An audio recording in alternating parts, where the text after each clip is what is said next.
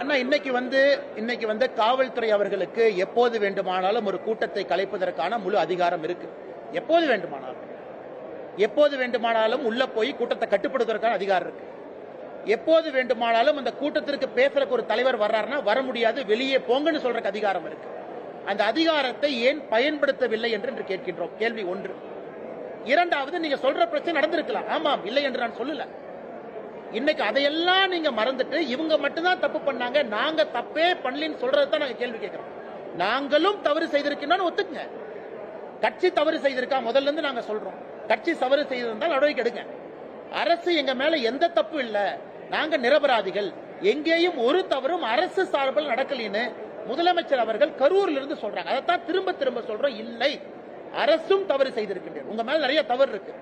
அதிகமான முக்கியத்துவம் உங்களுக்கு தான், ஏன்னா உங்க கையில தான் அதிகாரம் இருக்கு. அதை மறைத்து விட்டு ஏன் ஒருவர் மீது பழியை போட முயற்சிக்கின்றீர்கள் என்பது எங்களுடைய கேள்வி.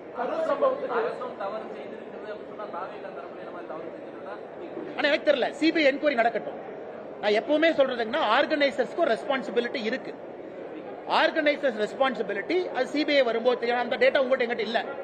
சரியான முறை வந்தவங்க பாதுகாப்புக்காக கட்சி நிர்வாகிகள் நிறுத்தினாங்களா, அவங்க ஏதாவது தனிப்பட்ட முறையில் ஆம்புலன்ஸ்ல ஏற்பாடு செய்திருந்தாங்களா, அந்தந்த மணி நேரத்திற்கு கூட்டம் அதிகமாக வரும் பொழுது அவங்க காவல்துறையை கூட்டம் அதிகமாக வந்துருச்சு 6 மணிக்கு 7 மணிக்குன்னு சொன்னாங்களா, அந்த டேட்டா உங்ககிட்ட இல்ல, எங்கிட்ட இல்லைங்கண்ணா. அது யார் பர்மிஷன் கொடுத்து வாங்கினாங்களோ அவர்களின் மீது முழு பொறுப்பு இருக்கு. அது என்கொயரியில வரட்டும். நான் முதல்ல இருந்து பேசுறதே டே ஒன்ல அப்படியே நெரட்டிவ மாத்தி இவங்க தான் தப்பு நான் கொண்டு போறது தான் முதல்ல இருந்து கண்டிக்கிறேன். அரசு நீங்க எதுக்கு பர்மிஷன் கொடுத்தீங்க, ஏன் கொடுக்கல சொல்லுங்க. நீங்க அவங்களை கைது பண்றதுக்கு முன்னாடி அந்த லோக்கல் சப் இன்ஸ்பெக்டர் சஸ்பெண்ட் பண்ணீங்களா? இல்லை.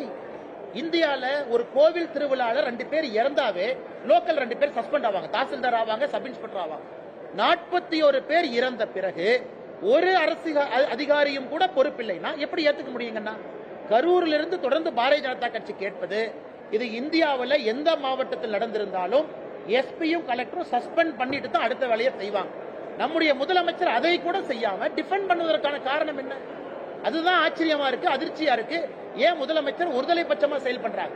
ஆமாம், அரசு பண்றாங்க, நடவடிக்கை எடுத்த ஆர்கனைசர் தப்பு, நாங்க நடவடிக்கை எடுக்க நாங்க பாராட்டுறோம்.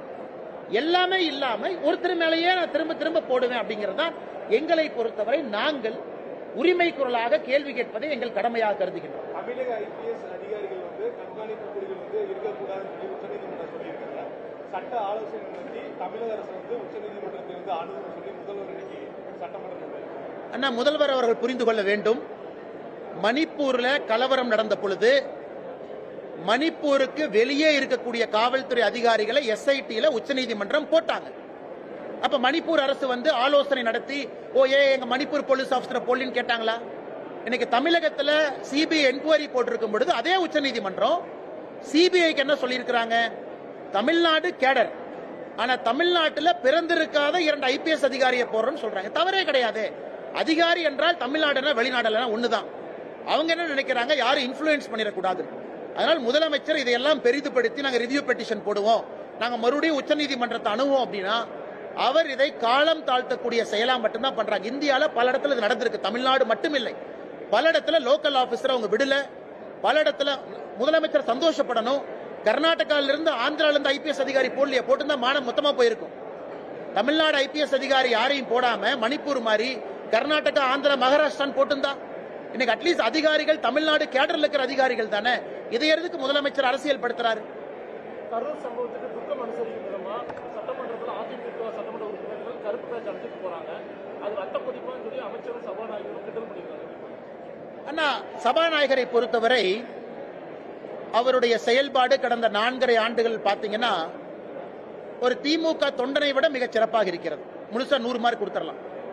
திமுக தொண்டன் கூட கட்சி அந்த அளவுக்கு டிஃபெண்ட் பண்ணல. சபாநாயகர் முழுமையாக திமுகவை டிஃபெண்ட் பண்ணி 100க்கு 100 மார்க் வாங்கியிருக்காரு. முழு பாராட்டு அவருக்கு. ஆனா சபாநாயகர் வேலையை ஒரு நாளும் செய்யல. அவர் சபாநாயகர் இருக்கையில் அமர்ந்து கொண்டு அவர் இத்தனை காலமாக செய்வதெல்லாம் திமுக தொண்ட வேலை தான்.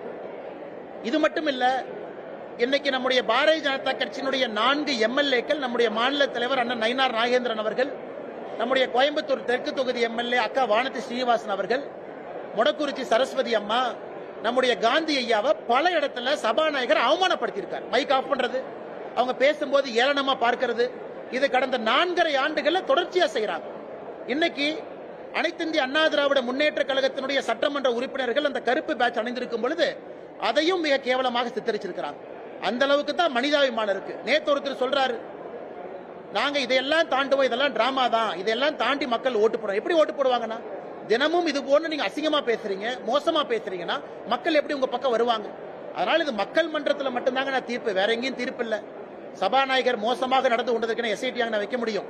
அதனால 2026 மக்கள் மன்றத்தில் சரியான மக்கள் தீர்ப்பு எழுதுவார்கள் என்று நம்புவோம். கரூர் விவகாரத்துல முதல்வர் வந்து பதற்றம் அடைந்து பயமடைந்து இருக்கிறாரு அப்படின்னு சொல்லி எடப்பாடி பழனிசாமி வந்து இன்னைக்கு சொல்லியிருக்காரு. அதிமுக வந்து பல்வேறு கேள்விகளை வந்து அங்க முன்வைச்சாங்க. ஆனா வந்து பாத்தீங்கன்னா அமைச்சர்கள் முதல்வரும் மாறி மாறி பழைய, அதாவது கள்ளக்குறிச்சி விவகாரத்தையோ தூத்துக்குடி சம்பவங்களையும் வந்து மேற்கோள் கேட்டு பார்த்தாங்க. ஆனா கரூர் விவகாரத்தை பெரிய அளவில் பேசலாம். ஆனா அதனாலதான் பாத்தீங்கன்னா நேத்து நான் வேற எந்த செய்தித்தாளையும் சொல்லிங்கன்னா தினகரன்ல செய்தி வந்துச்சு. தினகரன்